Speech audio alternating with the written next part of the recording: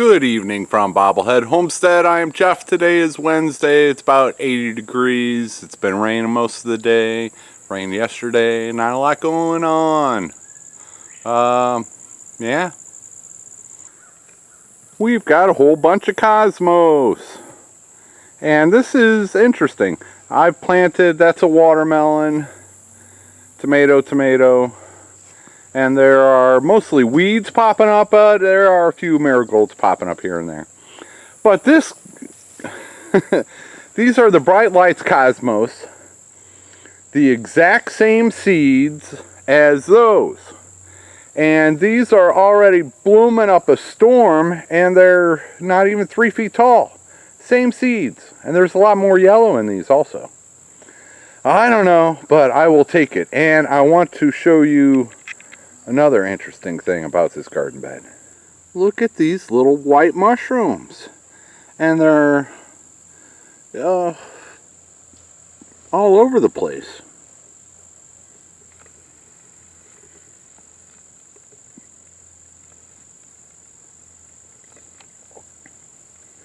Yeah, they're cool looking. And mushroom growth in your garden beds is not always necessarily a bad thing.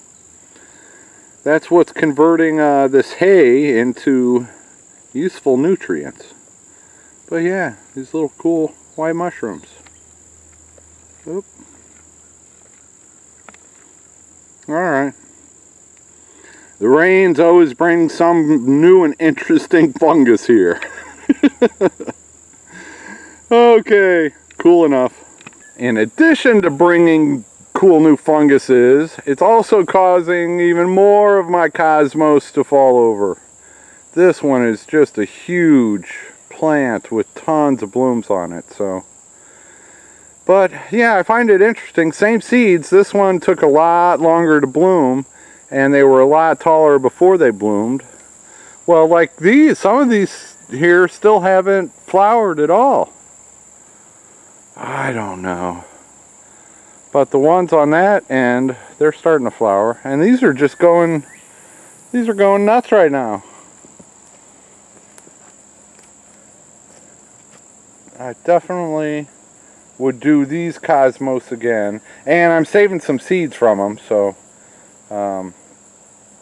you know, I don't know the genetics of cosmos as far as crossbreeding goes, but I'll save some just in case. Now let's look at the other cosmos patch. This cosmos row has basically bitten the dust. Oh, and it doesn't matter how many times I tie it up. And it's starting to bloom too. I'm starting to get some nice pink ones in there, and there's some purple ones further down, and there's a white one here in the front, and so I'm still getting some out of them, but boy, this one was a big old F. Maybe a D. I did put in a lot of effort, so it's not a complete fail. But, oh well. The zinnias are still doing good. Yeah, the zinnias are doing good, right, Bob? Oh, this one is just a perfect red specimen. But yeah, obviously the butterflies love them. And I need to go in. I just did some deadheading, and I only got like a third of the way down, so that takes a while. So I need to do that. And I will be cutting some of these for other things soon. And those zinnias are blooming nicely over there also. I don't know how many zinnias I have now, but hundreds. And a lot of them are just producing very, very nice blooms. That orange one there is a nice big one. Still a lot of the smaller types. Most of them are the little smaller ones. But the bigger ones, probably Giants of California. Those are just now starting to really bloom. The sunflower, this sunflower row, anyway, it's done. they're done. It just could not compete with this peach tree taking off right next to it. And that peach tree was, there was a stump there. I mean, seriously, there was just a stump, and now it's, this tree, I went back and I was looking at old footage the other day. This tree is bigger now than it was when I got here. It was just because there was a muscadine bush had completely taken over this peach tree and had for years. So the peach tree was just, you know, barely hanging on by a thread, but it has taken off now. And these are the dahlias that Tiny Hilltop sent me, and some cool blooms on these. Most of the blooms are yellow like this, but there's a nice pink one. At least it was nice yesterday before the rain. There's another nice yellow one. Very cool flowers. That one was hiding back there.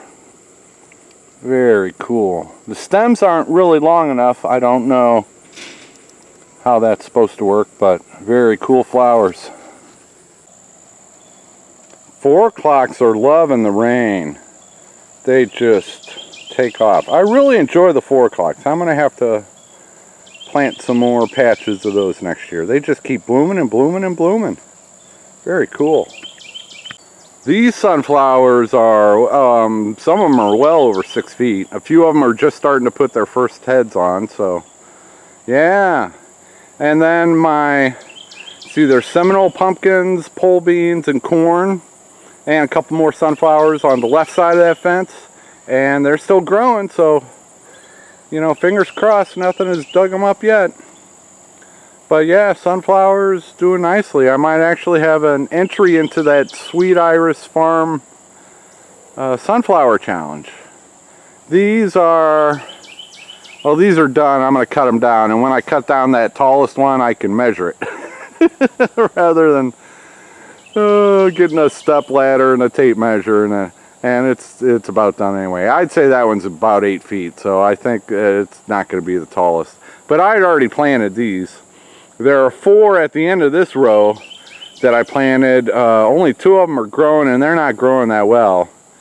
So those are the ones I planted in my video to enter the sweetirisfarm sunflower challenge. And then I planted these soon after, and these are doing much better. More sun, you know, different area. I think I actually put lime down here. I don't know if that made a difference. But yeah, these sunflowers are doing well. And that's all the filming I did today. I got more stuff done. There's 7 buckets back there. Yeah, you didn't want to see me empty those into my compost pile and then put old hay on top of it. But I got that done, and they're all rinsed out, and now I'm gonna use a little bleach in all of them. I do that every 2 or 3 rounds. Anyway, let's see what else is going on. Chickens are all fine. The 8 baby chicks with Vicki Lawrence, they keep getting out of the net. I mean, the fencing. All day long, they're getting out. She's hanging out, you know, by herself in there, and the 8 babies are running around. And I saw Bob stalking them a little bit. I don't think I have to worry about Bob. I hope I don't have to worry about Bob. He's well fed, so I think, and he was like Fifi. He'd chase the other hens. I think more establishing dominance for him. Fifi was just trying to play with them. But I don't think I have anything to worry about there. And they just all go running back through the fence. What's the deal? It's like the fence doesn't even faze them. And I tested it. I got one of those little testers that came with the kit. And it's reading 4 at the lowest. That's one thing with the longer fence. I have to recharge the battery more often. But I just recharged it, so I don't know, but the babies are getting out and having fun, and they are not like the Cornish crosses that just, you know, sit at the feed bowl all day and gorge themselves. They are out running around and scratching and doing what chickens do. Okay, enough of that. Take her easy, everybody.